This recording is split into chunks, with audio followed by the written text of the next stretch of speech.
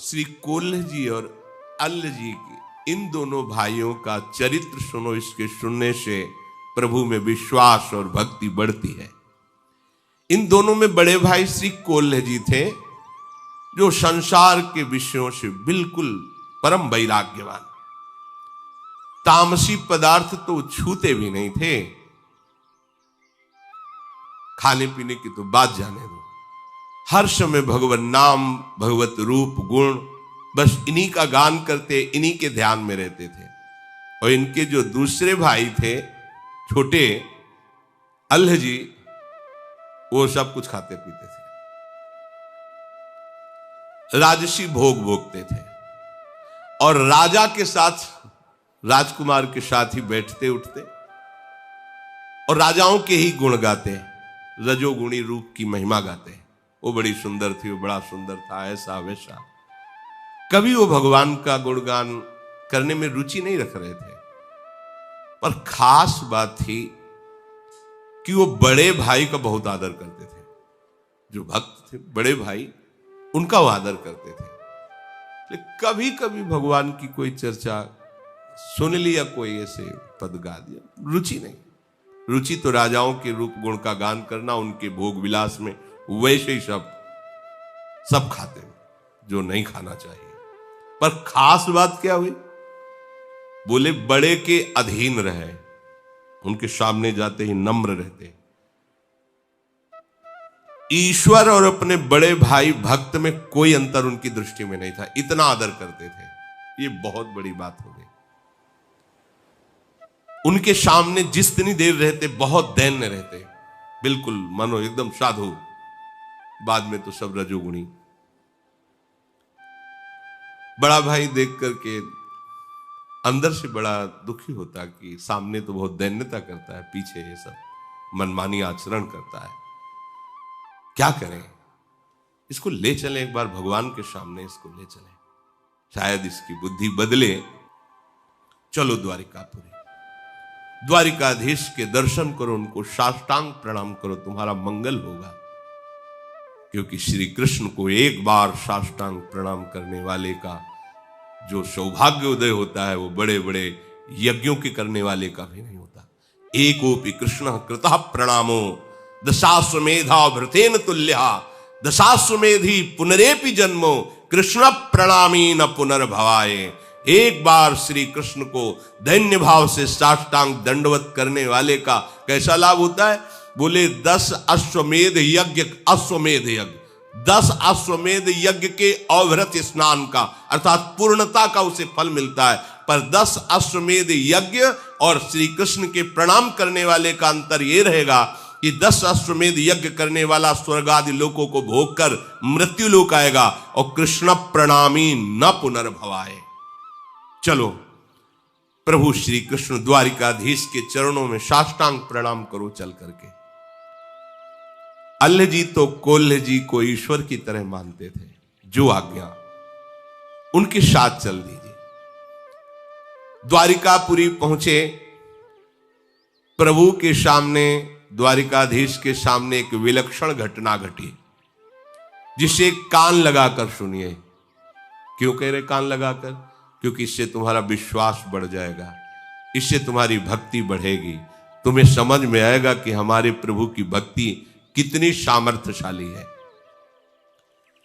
कोल्ह जी ने भगवान को प्रसन्न करने के लिए पद, ऐसा करना भी चाहिए, जब अपने ठाकुर के दर्शन करने जाए तो कोई पद उनकी महिमा से भरा हुआ, अगर वहां वातावरण भी देखे, मानो जैसे श्री जी के सामने, राधा वल्लभ जी के सामने समाज हो रही, तो चुपचाप सुनो, बोलने की जरूरत नहीं। ऐसा अवसर है कि आप गा सकते हैं, तो कोई पद सुना सकते हैं। देखो माई सुंदरता की सीमा, जो आचार्य महापुरुषों ने गाए हैं। कोल्ह जी ने सुंदर पद प्रभु को सुनाया। अल्ल जी हाथ जोड़े चुपचाप खड़े हुए हैं। भगवान को जो बहुत प्रिय बात है वो ये है कि भक्त चरण धरि भाव तरत भव सिंधु अगाध। अगर भक्तों के चरणों में भाव आ जाए तो तरने में देर नहीं लगती है। और भक्त के चरणों में भाव रखने वाला दैन्य होता है। ये दो विशेष लक्षण अल्लाह जी में है, जो यद्यप कुमार्गामी आचरण कर रहे हैं, पर ये दो बात है। भक्त भाई को भगवान के समान मानते हैं और अपने को बहुत नीच मानते हैं। मैं बहुत नीच हूं, इसलिए दैन्य है। श्री कोल्ह जी ने पद सुनाया, द्वारिका के नाथ सब नाथन के नाथ प्रभु, देवन के दिव्य देव संकट सहाय हैं। ब्रह्मा शिव देव दैत्य दानो अरु मानवादि, सब ही के रचैया और सब में समाये हैं। कारज के कारण ओ तत्वन के तत्व आप, माया के अधीश ईश अलख लखाए हैं। महिमा महान गावे वेद और पुराण, कुल पार नहीं पावे हारी शीश को नवावे हैं। द्वारिकाधीश को पद सुनाने के बाद कहा, भाई तू भी तो बहुत बढ़िया गायक है, राजाओं की सभा में गाता है, देख सुना द्वारिकाधीश को। वो सुख चाहते हम कैसे सुनाए, हमारे अंदर तो भक्ति ही नहीं, जिससे प्रभु प्रसन्न होते हैं वो बात ही हमने नहीं। नहीं, हम जब कह रहे हैं तो सुनाओ ना। तो उन्होंने प्रभु की ब्रज लीला संबंधी पद सुनाए। बड़ा सुंदर उनका स्वर था, क्योंकि राजाओं की सभा में वह सब रजोगुणी काम था। द्वारिकाधीश के सामने बड़े भ्राता भक्त की आज्ञा हुई तो गाय, गलीन में गोकुल की गासी गासी गोपीन को, गोरस ओ गोरस को दान ले सिहायो है। सगरियल बेलीन को नवल नबेलीन को, गाय के गवायो अरु नाच के नचायो है। अबुलान आन मान प्राण की हरन हारी, बांसुरी बजाए घर बार भूलवायो है। ये जसुदा के छैया, ये रास रंग के रचैया, भैया नेह की नदी में तय नहायो और नहवायो है। देश विदेश के देखे नरेशन रीझिक को जो बूझी करेगो, याते तने तन जात गिरो गुण, सौ गुण अवगुण गाठी परेगो। बांसुरी वारो बड़ो रिझवार है, श्याम जुने कुसुधार ढरेगो। ये लाड़ी लो छैल छबीलो अहीर को, पीर हमारे ही की हरेगो। वाह वाह वाह, द्वारिकाधीश बोल पड़े, वाह वाह। सब आश्चर्यचकित हो गए प्रभु के श्री विग्रह से। साक्षात द्वारिकाधीश बोल पड़े, वाह वाह। ब्रज की लीला, प्रभु चित्त चोर के भी चित्त को चुराने। महामहिम श्री जगन्नाथ जी का जो आप रूप देख रहे हैं, ब्रज लीला श्रवण का परिणाम है। प्रेम विकल विह्वल स्वरूप जो जगन्नाथ जी का है, ये ब्रज लीला महाप्रेम स्वरूप है। प्रभु ने हुंकार भरी, वाह। कोल्ह जी ने गाया, द्वारिका के नाथ हो सब महिमा। जब अल्लाह जी ने गाया, पूरा मंदिर आश्चर्यचकित हो गया कि वाह वाह वाह। पहला आश्चर्य, क्योंकि आज तक कभी कोल्ह जी के सामने कोई भागवतिक चमत्कार नहीं प्रकट हुआ था। अल्लाह जी कभी दर्शन करने नहीं आए थे, वही उपद्रव रजोगुणी। पर आज दर्शन करने आए, भगवान ने वाह वाह कह दिया। पहले ही चुभा, एको बार हम इतना आए, रोज आए, दर्शन किए, गाए, कभी वाह वाह नहीं। हम तो जानते हैं ना, आप भी जानते हो कि शराब वो सब, आप वाह वाह, चलो ठीक, थोड़ी तसल्ली। अब दूसरा प्रोग्राम, माला और प्रसाद, जाओ जो अंग शेविंग से पहनाओ जाके अल्लाह जी को। नजदीक गए, अल्लाह जी किसका नाम जी, ये माला दो। नहीं नहीं हमें नहीं दी होगी,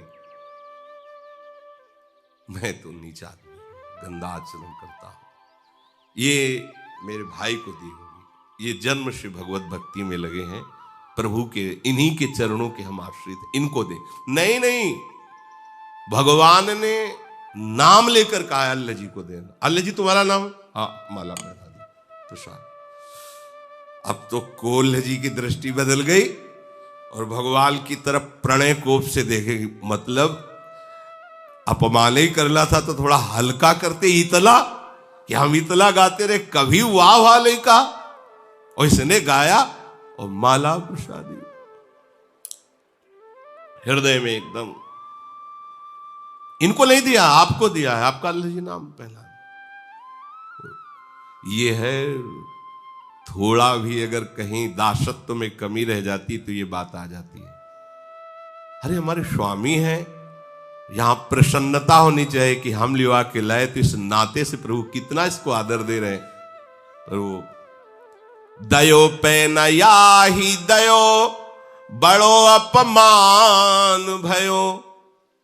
ये बात समझनी है यहां कि हम जिनके शरणागत हैं उनके द्वारा की हुई कोई भी चेष्टा हमारा अपमान नहीं हो सकती, हमारा सम्मान है। पर वो समझ नहीं पाते, हम कहीं ना कहीं अपने अहम को बचा के रखते हैं। ध्यान देना, इसे मिटाना होगा, नहीं आप अपने स्वामी के ही प्रतिकूलता का चिंतन करने लगेंगे। जिनकी शरण में उन्हीं की प्रतिकूल किया कराया, फिर सब रुक जाएगा। इसलिए सावधान रहें। यद्यपि पतन नहीं होगा, पर काहे को जलोगे, समय बर्बाद करोगे। तो फिर अगर तुम हमें नीचा दिखाने की कोशिश करोगे तो फिर हम तुम्हें नीचा दिखा देंगे।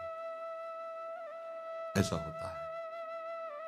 सेवा में जो रहते हैं, प्रभु की जो शरण में हैं, अगर आदेश हुआ कि मान को धूल धूसरित करके ऐसी स्थिति में ला दो कि तुमसे नीच कोई नहीं है, तो ये तुमको सर्वश्रेष्ठ पदवी देने के लिए, उसको लगता है अच्छा, मतलब अभी तक हम पूरा सर के बल खड़े रहे हो, तुम समझते हो कि हम कुछ है ही नहीं, तो हम बाम चलते हैं, प्रतिकूल चलते हैं, देखते हैं कैसे संभालते हो।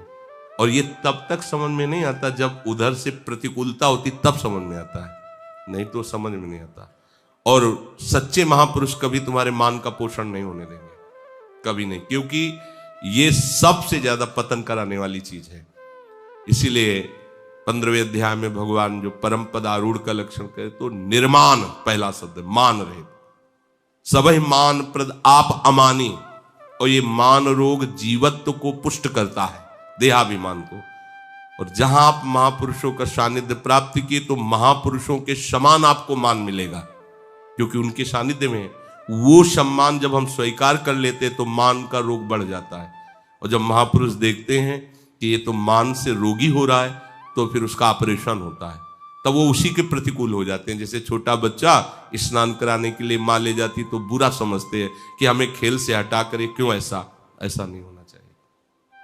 इस पर सुधार मन को, अंदर की बात है, बाहर की नहीं। बाहर से आपके आचरण दैन्य हो सकते हैं, पर अंदर से आपकी वृत्ति अनुकूल और दैन्य होनी चाहिए। इनको अंदर से बहुत बुरा लगा, बचपन से भगवान का भजन कर रहा हूं, आज तक शाबाशी नहीं दी, आज तक माला प्रसाद। ये छोटे भाई ऐसा दयो पे नया ही दयो, ऊपर से पुजारी यही कह रहे कि आपको नहीं दिया, इनको दिया है। दयो पे नया ही दयो, बड़ो अपमान भयो, गयो बूढ़ो सागर में दुख को न पार है।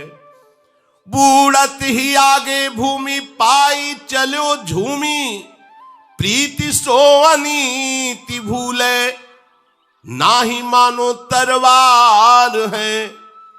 सो ही आए लेन हरिजन, मन चैन झिल्यो, मिल्यो कृष्ण जाय पायो, अति सुख सार है। बैठे जब भोजन को तो दई उभय पातर ले, दूसरी जो कैसे कही वही भार प्यार है। अल्लाह जी के कहने पर पुजारी ने कोल्ह जी को साफ कह दिया, ये माला तुम्हें नहीं, ये अल्लाह जी के लिए है।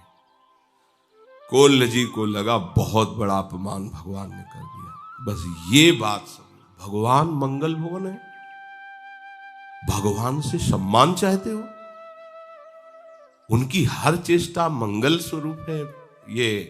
ये रहता है, पक्का रहता है। और ये बहुत बुरा रोग है, ये बड़े बड़ों के अंदर रहता है। भाई रात दिन हम सेवा में रहते, थोड़ा तो सभा में बोलो कि हम तुम्हारे जिलाए जी रहे, तुम्हारे पोसे वो चाहता है। भाई ये है ना, पूरा हमारा जितना कुछ इन्हीं से चल रहा है। नहीं हम तो आपके इशारे से चल, पर अंदर जो फुलरा चढ़ा वो गिराएगा तुम्हें, ये पक्का। अब अगर उसे ये माना जाए कि हमारा अपमान हो गया, तब तो भाई बहुत ही मतलब मंदबुद्धि। गुरु के द्वारा की हुई चेष्टा अपमान होती है क्या? और जब हम ऐसी वृत्ति रखते हैं कि इन्होंने हमारा अपमान कर दिया, तो फिर शरणागति पर संशय खड़ा हो जाता है कि आपने क्या समर्पित किया था शरणागति में, तन मन वचन और स्वयं। तो अपमान किसका हो रहा है? उनका समर्पित तन, उनका समर्पित मन, उनका प्राण, उनका सब कुछ। तो वो अगर आपको ऐसा ही लग रहा, तो अपने आप से अपमान करने तुम्हें परेशानी क्या है? अगर आपको ऐसा भास भी हो रहा कि हमारा अपमान हो रहा है, तो तुम्हारा है क्या, तुम बचे क्या? कम से कम इतना ही सोच लो। तो उनको लगा कि भगवान ने बहुत बड़ा हमारा अपमान पूरी इस द्वारिका के मंदिर में सभा में कर दिया। अब तो जीना जिसके लिए हम भक्ति करते थे, उसी ने अपमान। कैसी देखो लीला कैसी विचित्र होती है। कोल्ह जी ने अपना अपमान समझ करके आत्महत्या करना उचित समझा। इतना जलन हो गई, अब ठीक नहीं, तो समुद्र में जाके कूद गए। अब समुद्र में डूबते चले गए। जब नीचे गए तो दिव्य भूमि, जल का प्रभाव खत्म, सुंदर ऑक्सीजन, सुंदर वायु से द्वारिकापुरी में पहुंच गए। ऐसे भक्त डूबना भी चाहे तो भगवान डूबने देंगे क्या? द्वारिकापुरी पहुंच, दिव्य द्वारिका का दर्शन, परमानंद की अनुभूति हुई। पर अंदर ही अंदर जल रहे हैं कि है तो वही द्वारिकाधीश, जो माला उसको दी थी हमें नहीं दी। अंदर जलन है, भूल नहीं पा रहे थे। जैसे तलवार का घाव हो तो कर सकता रहता, तो प्रभु के प्रति थोड़ा गुस्सा, छोटी ही माला हमें भिजवा देते ये माला वाली बड़ी चक्कर है। जैसे समाज में जाए ना, जिस अपने समाजें होती तो निमंत्रण में, जैसे समाज में गए, 50 लोग बैठे हैं, तो उसमें क्या होता है, लिफाफा, माला और चद्दर। जरूरत नहीं ना लिफाफा की, ना चद्दर की, ना माला की, बगल में सबको पहना दिया गया। मान, ये तभी परिचय में आता है मान। देखो, मान चाहने के लिए हम अपने को बहुत नीचा दिखा सकते हैं। मैं दुष्ट हूं, अधम हूं, नीच हूं, पामर हूं, और जूता के पास बैठ जाएंगे जाके, बात समझना।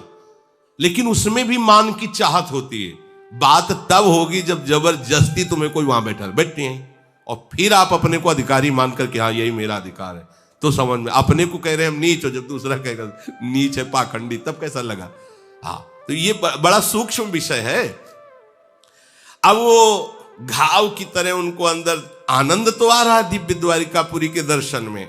आगे भगवान के पार्षदों ने आई, प्रभु आपको बुला, और आनंद हो। भगवान के पार्षदों ने अगवानी की, और आनंद मिला, बड़ा सुख मिल रहा है, बड़ी शांति, बड़ी दिव्यता का अनुभव हो रहा है। भूल गए जो अपने भाई के सम्मान की ईर्ष्या जगी थी, शांत सी होगी। अखिल लोक चूड़ामणि भगवान द्वारिकाधीश के साक्षात दर्शन कर रहे हैं, परमानंद की बाढ़ आ गई। कोल्हे जी से कहा हो, पार्षदों से कहा, सबसे पहले हमारा इन्हें उच्छिष्ट पवाओ, बैठो। बैठा ले गए, 2 पत्तल लगाओ। तो उन्होंने सोचा कोई और भागवत आया होगा पास, 2 पत्तल। तब तक तो उनको कुछ नहीं, फिर पूछा कि जब उनका परोस गया प्रसाद तो दूसरा पत्तल भी परोस गया, तो प्रभु इसमें कौन? बोले ये अल्लाह जी के लिए। फिर और जगह, मतलब यहां भी अभी हमने पाया अले उसके लिए पत्तल लगवा दिया, वो फिर अंदर जो है पूरी जलन। तुम्हारे छोटे भाई अल्लाह जी के लिए है और वो तुमको भी तो बहुत प्यारा है। अब अंदर ऐसे मसोस के रह गए कि मतलब बात क्या है, इतना प्रभु इतना उसको प्यार करते। यहां भी आज सबे विश्व भयो दुख गयो सोई हुयो नयो, दयो पर बोधवा की बात सुन लीजिए। एकदम चेहरा बदल गया प्रभु की तरफ, फिर वही प्रणय कोप से देख, प्रभु नाराज मत हो, तुम जानते नहीं हो, तुम अभी के भगत हो, वो हमें कितना प्यार करने वाला भक्त है, तुम अभी सुनो, हम तुम्हें बता रहे हैं वो कौन है जो तुम्हारा भाई बना है आके। आज जिसे तुम रजोगुण में देख रहे हो, एक वासना का आदर करने से उसका मार्ग रुक गया। वो जितना तुम भजन अभी तक किए हो ना, बहुत छोटा है उसके भजन के आगे जितना उसने भजन किया है। तेरो छोटो भाई मेरो भक्त सुखदाई, ताकि कथा ले जताई जामे आप ही सो दीजिए। प्रथम जन्म मांझ बड़ो राजपुत्र भयो, गयो गृह त्याग सदा मोसुमति भीजिए। आयो बन को भूप संग राग रंग रूप, देख चाह भई देह दई भोग कीजिए। कोल्ह जी से कहा कि तुम अपने भाई की बात जान जाओगे तो कभी ऐसे ईर्ष्या उससे नहीं करोगे, तुम उसकी बराबरी कर ही नहीं सकते। जानते हो बड़ा प्रिय मेरा भक्त है वो पूर्व जन्म में राजपुत्र था और उसने बचपन से राजपुत्र राजकुमार होते हुए सब भोगों का त्याग करके बैरागी हो गया। राजपद का अधिकारी था, राजपद राजभोगों का त्याग करके वो एकांत वन में निरंतर कष्ट सहते हुए मेरा भजन करने लगा। मन बुद्धि लगाकर सतत मेरा भजन कर रहा था। ध्यान पूर्वक सुनना। बहुत समय व्यतीत होने के बाद उस जंगल में एक राजा अपने पूरे परिकर के साथ मनोरंजन के लिए आया। तो राज वैभव, यद्यपि राजकुमार ही थे, बचपन से वैरागी हो गए, एकांत सेवन करते थे। अब राज वैभव के इन्होंने देखा, बहुत सी सुंदर सुंदर युवतियां, ऐसा सब भोग विलासिता सब। इनके मन में विषय सुख का आदर हुआ कि अगर बाबा जी न बनते तो ऐसा ही हमको भी सुख मिलता। आदर हो गया। अब वो वासना इतना जोर पकड़ी, इसमें देर नहीं लगता, समुद्र बनने में तरंग आई और आपने आदर किया और पूरे हृदय पर अधिकार कर लिया। अब तो बस भजन रुक गया। के विधि मिले सुंदरी बाला, जैसे नारद जी के मन में नहीं, ऐसे कि अब ये सब कैसे भोग प्राप्त हो। संसारी सुख भोगने की प्रबल लालसा हो गई और उसी को लालसा को लिए हुए शरीर छूटा। भगवान वर्णन कर रहे हैं, तो मैंने बड़ा स्वस्थ और तेजस्वी इनको शरीर दिया। भोगो विषय लो, मालिक है हमारे। तुम्हारा मन हुआ, तुम्हारी वासना जागृत हुई और राजा के राजकुमार से मित्रता कराई और जन्म दिया ऐसे महाभागवत के घर में। कोल्ह जी के भाई बने आके। देखो कैसा विधान, कैसा कवच है भक्ति का, वासना है तो संग राजकुमार का। वैसे ही जो भोग देखे थे वही भोग राजकुमार के साथ खूब भोगो, खाओ पियो दुनिया का। अब भक्त का संग और वासना, देखो भगवान कैसा यही संयोग होता है। अब भक्त के संग ने उस वासना से खींचा है, जीवन असार चलना द्वारिका देश। सामने गए और जहां से रुका था साधन वही जागृत हो गया। केवल तो प्रभु का स्वभाव सूरदास जी वर्णन करते हैं कि विमुख भये निमिषहु न अकृपा, जब चितये तब ऐसे। प्रभु बीच वाली बात नहीं देखते कि हमको छोड़कर विषयों में, यही तो अगर वो ऐसा देखें तो अपने लोग तो कभी आगे ही नहीं बढ़ सकते, भगवत मार्ग में चल ही नहीं सकते। भगवान ने बताया कि तुम्हारा अभी तो बहुत छोटा भजन है, इसका भजन देखो। पर एक वासना का आदर करने के कारण उसकी ये गति हुई कि उसको ऐसा संयोग मिला। विषयी जनों को विषय भोगते देखकर या विषयी पुरुषों की बात सुनकर विषय भोगने की इच्छा प्रकट होती ही है। यदि कहो कि कोई विरक्त है, राज्य सुखों का त्याग करके आया है, तो ये कैसे हो सकता है? तो कह रहे हैं बलवान इंद्री ग्रामो विद्वानमपि कर्षति। कोई भी हो, ये नहीं सोचना चाहिए कि इन भोगों को तो हम छोड़ करके आए, अब हमें कौन परास्त कर देगा, उससे घटिया भोग तुम्हें गिरा देगा। ये माया है, बिल्कुल कहीं नहीं, अभिमान नहीं आना चाहिए, बहुत सावधान। देखो ना, राजकुमार होती हुई राज वैभव छोड़ दिया, आज एक राजा के भोग विलास को देखकर वासना जागृत हो गई, और ऐसी जागृत हुई कि भजन रुक गया, उसी वासना की प्राप्ति के लिए व्याकुलता हो गई। मन की गति बहुत दुष्तर है। महान त्यागी विरागी सौभरी ऋषि को मछलियों का विहार देख करके ब्याह करने की इच्छा हो गई थी। भगवान शंकर मोहिनी रूप में देखकर आसक्त हो गए।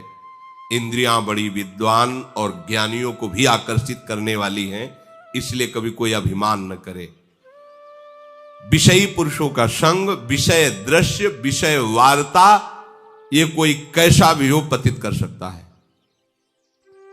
श्वास श्वास पर नाम जप करे, वासना की बात आते ही डर जाए, हृदय में उसका कभी आदर न करे, आदर करने से ही पतित हो जाता है।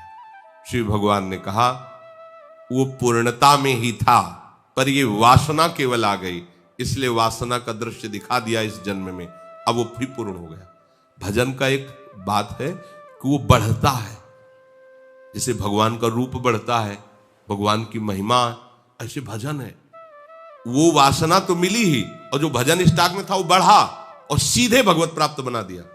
अभी अभी पद गाया, सीधे भागवतिक संपर्क और तन्मयता, एक भी विषय चिंतन नहीं है उनके हृदय। जो भोगा उसकी कोई भी पुनरावृत्ति संस्कार नहीं, ये खास बात होती है।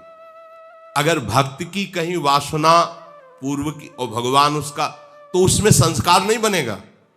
जैसे भोगियों का संस्कार होता है कि भोगा पुनः संस्कार, पुनः उसकी तृष्णा वासना, ये नहीं होगा। उसको घृणा पैदा हो जाएगी अंदर से, संस्कार रहित हृदय होगा, क्योंकि वो प्रभु की तरफ से चल रहा है, डॉक्टरी चल रही, वो ऐसा नहीं। ये बहुत कृपा का मारा। आप तभी तो कहते हैं आंख मूंद के दौड़ो गिरोगे नहीं। आंख मूंद के दौड़े, अब तुम्हें चिंता नहीं करनी। ऐसे चिंतामणि चरणों का आश्रय ले लिया है, अब चिंता, बोले चिंता नहीं करनी तो फिर आज से पिटाई होगी, विषय नहीं पाओगे। बार बार हम ये कह रहे हैं, इसलिए इस मार्ग में चलने के लिए करें, इधर नहीं। इधर तो चिंता ही चिंता है, तुम निश्चिंत हो ही नहीं पाओगे। निश्चिंत होने का ये मार्ग है।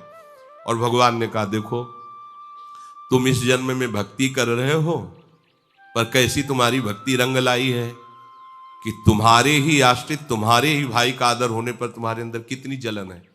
तुम प्राण त्यागने के लिए और वो तुम्हें अब भी कितना प्यार कर रहा है। तेरे ही वियोग अन्न जल सब त्यागी दियो, जियो नहीं जात वापे बेग सुधि लीजिए। जिस दिन तुम समुद्र में कूदे, उसी समय समुद्र में कूदना चाहते थे, लोगों ने पकड़ लिया, आज भी उन्होंने अन्न जल नहीं पाया, प्राण त्यागने के लिए तैयार है आपके लिए। और आप कितनी ईर्ष्या से युक्त है। आप सोचिए आप किस कोट के भक्त हैं। ये प्रसाद लो और जाओ, प्रसाद हाथ पे प्रसाद दीनो, आए घर चीन लीनो, सुपनो सो गयो बीती, प्रीतिवासो कीजिए, द्वारिका को संग सुनी, आवती ही आगे चलो, मिलो भूमि पर दृग भरी वह दीजिए, कही सब बात श्याम धाम तज ताही छिन, करो बनवास दो अतिमति भीजिए।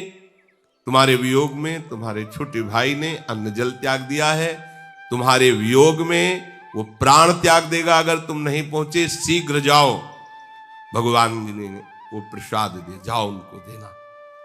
और प्रभु की वो शंख चक्र के छाप लेकर के आए।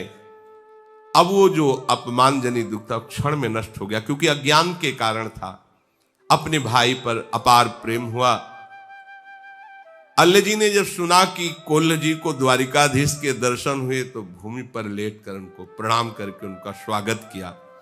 दोनों भाई आंखों में आंसू भरकर मिले, भगवत प्रसाद पाया और वहीं से आजीवन के लिए दोनों वनवासी होकर भगवत प्राप्त हुए। देखो, वासना का आदर करने से इतना विघ्न पड़ा पर नाश नहीं हुआ, पतन नहीं हुआ। फिर वही बैरागी बने और भजन की पूर्ति हो। तो आप ही जो भजन कर रहे हैं ना, एक एक मिनट प्रभु देख रहे हैं, द्वारिकाधीश पूरा देख रहे हैं ना, आगे की पीछे की सब। हमें ये नहीं सोचना कि हमें कोई देख नहीं रहा, अच्छाई या बुराई भी। बहुत भजन कर रहा हूं, कोई शाबाश तो कहने वाला नहीं, जिसके लिए भजन करे वो शाबाश दे रहा है, वो देख रहा है। कोई देख नहीं रहा, मनमानी कर लेते हैं। नहीं, जिससे मिलना चाहते हो, जिसका भजन करे वो देख रहा है, तुम मनमानी कर रहे हो, इसलिए सावधान रहो। श्री भगवान कहते हैं मेरे भक्त का कभी नाश नहीं होता, मेरा भजन अविनाशी है। हाँ, थोड़ी रुकावट आ जाएगी यदि आप प्रमाद करोगे, तो क्या आपको भगवत प्राप्ति तो होनी ही है। श्री राधा वल्लभ लाल।